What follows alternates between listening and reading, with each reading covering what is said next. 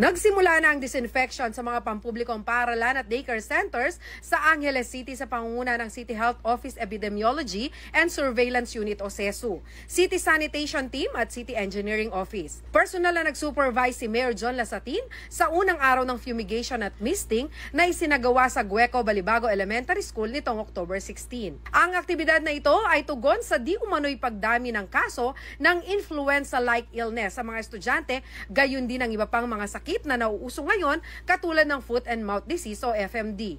Siyempre, unang-una yung recommendation ng City Health Officer natin na pinapamunuan ni Dr. Kulang.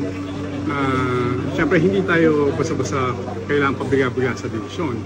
So, kaya na sinuggest po niya na magkaroon tayo ng misting sa bawat eskwelahan para yung scare na kumalat sa buong Angeles City ay mawala yung agam-agam. Katuwang ang DepEd Angeles City, ginawang by cluster at by schedule ang disinfection upang hindi umano maparalisa ang klase sa buong syudad. Kaya ginawa po natin class 3. Mag-specify lang tayo ng 1 hanggang 2 araw for no klase para mas ma-implement natin ang tamaang pag-miss po natin sa bawat classroom. Isinasagawa ang disinfection sa mga classroom, school facilities at mga lugar kung saan naglalagi ang mga estudyante na posible umanong pamahayan ng mga mikrobyo. Importance of disinfection, sir, is to make sure na yung mga kumakalat po na virus na possibly nandyan po na nakakapit, no?